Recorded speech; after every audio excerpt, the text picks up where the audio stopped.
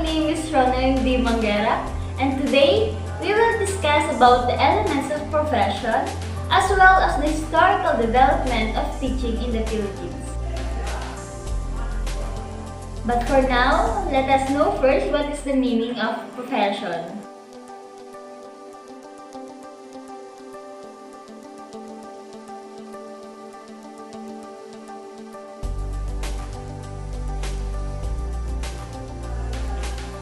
Knowing the meaning of profession, let us now discuss the elements of profession. What are the elements of profession?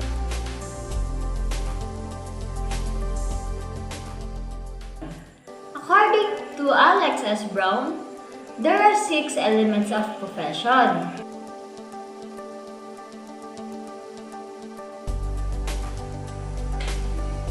The first element of profession is the initial professional education, wherein professional lives by completing a university program in their chosen field.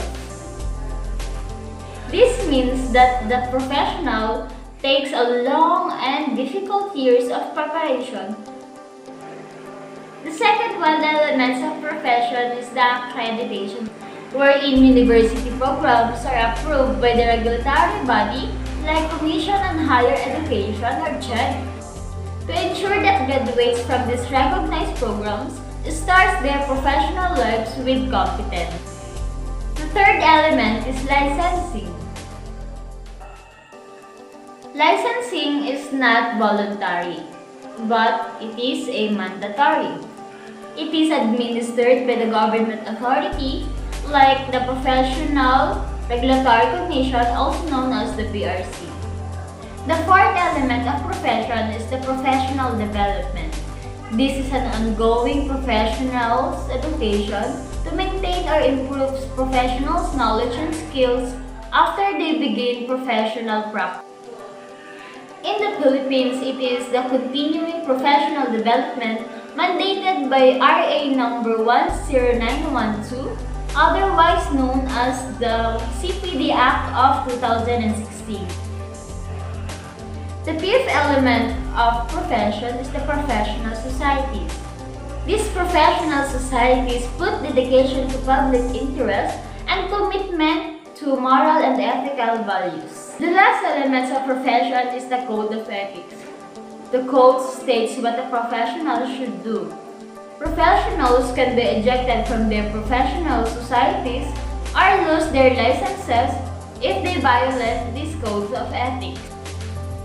At this point, we will now go to the discussion of the historical development of teaching in the Philippines.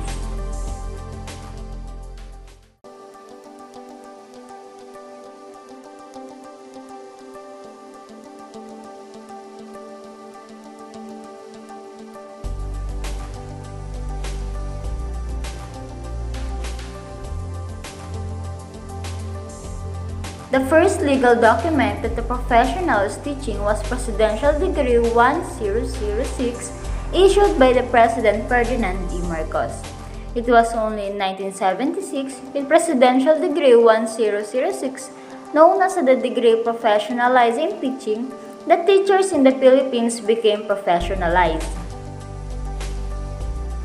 In 1994, RA 7836, otherwise known as the Philippine Teachers Professionalization Act of 1994, was passed to promote quality education by proper supervision and regulation of the licensure examination and professionalization of the practice of the teaching profession.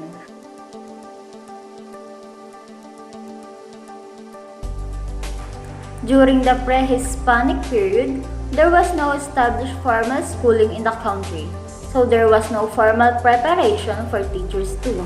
The mothers and fathers and the tribal leaders serve as the teacher at home and in the community. During the Spanish period, with the power of the educational degree of 1863, provided for a normal school run by the Jesuits to educate male teachers in Manila. Normal schools for women were not established until 1875. So it was the Spaniards who started training teachers in normal schools. At the end of Spanish rule, schools during the Spanish era were closed for a time by Aguinaldo's government, so there was no teacher preparation that took place. During the American regime, American soldiers served as the first teachers. In 1901, the Philippine Commission enacted into law Act No. 74, which created the Department of Public Instruction, laid the foundations of the public school system, and offered free primary education for Filipinos.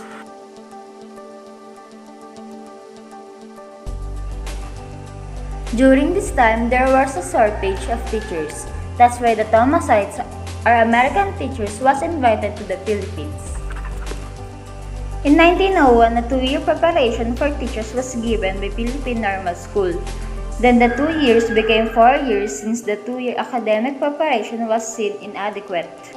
To ensure quality teachers and to make teaching at par with other professions, in addition to a 4-year teacher education course, passing a licensure examination was made mandatory by RA No. 7836.